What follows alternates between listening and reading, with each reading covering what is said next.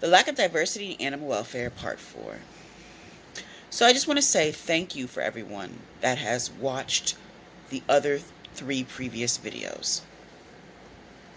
I want to thank you. And this video is going to be a little bit more emotional. Um, some people are going to be mad at me. Some people are not going to like me. In fact, some people will probably unfollow me. And that's okay. So let's get into it. The reason why there is a lack of diversity in animal welfare is because of drama. Yes, from North America to South America to Europe to Africa to Australia to Asia, I understand. There is drama everywhere. All races do not like drama.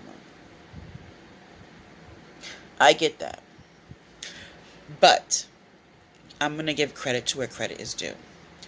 White people are more tolerant of drama in animal welfare than black people. It's true.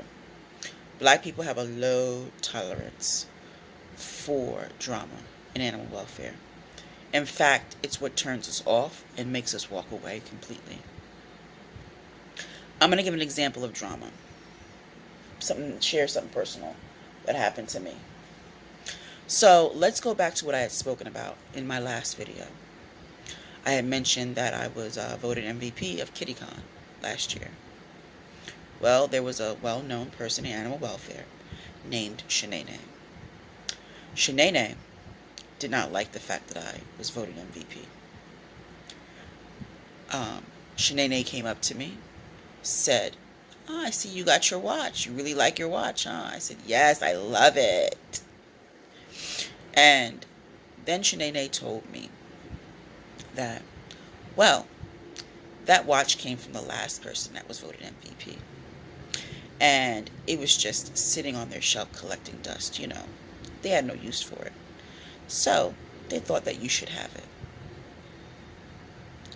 I said, okay.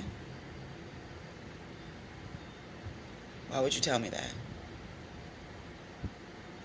And then she told me that in front of 9 other people, 9 other celebrities in animal welfare. And I didn't understand why somebody would say that to me. So I went to the board of St. Francis and I told them what this person had said. And they were like, "What? Why would they say that?" No, you were the first and only MVP. There was no previous person that was MVP that gave you that watch. What? Why would they say that? I know why. Control.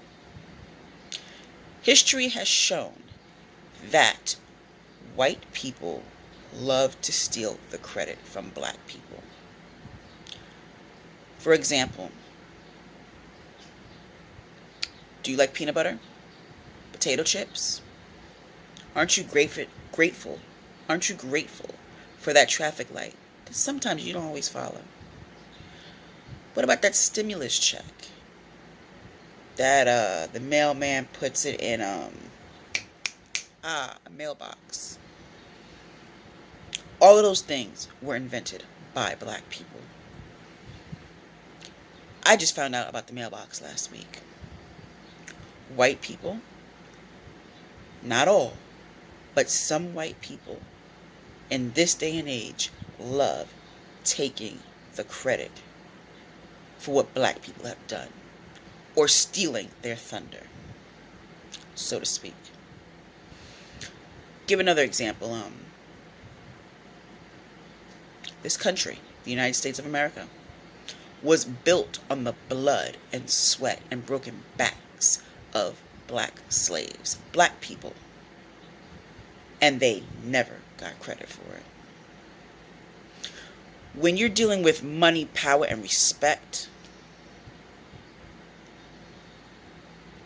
some people just don't care how they treat you. This person, Shanae, has 700,000 followers on Instagram and over 2 million followers on Facebook. I'm small potatoes. All you had to do was be happy for me. That's it. Or not say anything. But instead, you lied and tried to make me feel bad. Kitten Lady was given an award last year from the ASPCA. Now imagine me telling Kitten Lady, "Hey, Kitten Lady, nice award. Don't you like that?" Yeah, see, that award came from the last person that won the ASPCA award, and they didn't really have a use for it. It was just sitting on their shelf collecting dust. So they wanted me to give it to you and for you to have it. Do you hear how that sounds? Moving on. I experienced a shelter manager wanting to call the cops on me. And let me explain. I was out in the rain. I had 2 cats with me in carriers. They were my neighbors. My neighbors had moved. They wanted nothing to do with them. They gave me an ultimatum. "Jennifer, either take these cats to the shelter or we'll just release them." And I couldn't have them release them. They were already spayed and neutered and had their shots. However, they had been inside for 5 years, over 5 years, and it was February. That is inhumane. So I took them to a shelter. They were full. And they really were full. Because shelters always say that. "We're full, we're full, we're full." I don't know. I guess I got that nose like a hound dog. I can detect when you're lying. That shelter was really full. So I moved on to the next shelter. And the shelter manager told me, "No, Jennifer, you always bring us these cats. You know we can't take them." I said, "Listen, buddy, I've only brought you cats 3 times this year so far. I refuse to take them to my local kill shelter because they'll sit in filth while they await euthanasia. My kill shelter kills ferals, strays, and friendly cats to make space. They don't care. I will not bring these animals there. I am their voice. I'm being a voice for the voiceless. I'm advocating on their behalf." Do you know how long it took me to convince the shelter manager to finally take the 2 cats in? 40 minutes. 40 minutes of going back and forth with the ACO, the supervisor, the shelter manager.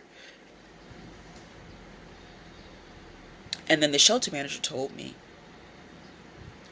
"We were going to put in your file not to accept any more cats from you. And if you came back here, we would call the police." I said, "What? What are you talking about?" So he said it again. He said, "Yes, because you keep breaking policy, we were going to put in your file for us not to accept any more animals from you. And the next time you showed up here, we would call the cops on you." I said, "Okay. You say I keep breaking policy because I don't live in your jurisdiction. I've only been here 3 times this year. And it was in a whole year span. 3 times. And the last time I got cats, that I brought to them, it came from one of those rescues that made Kitten Lady's list." Woo! We're not even going to go there. So talk about helping people. But once you surrender animals to the shelter, they're automatically put under your name. So, that's what made me stop rescuing, because a lot of these shelter managers, sometimes they do bend the rules and they'll take animals from you. But a lot of them will give you a hard time. Money, power, respect. It's dangerous. It's dangerous. Because with these shelter managers, they may not have money, but they have power and they have respect. And they have the power to take an animal from you to save their life or not. And I don't understand why like it's so much drama in animal welfare. Like 40 minutes for me to convince the shelter manager to take these two cats.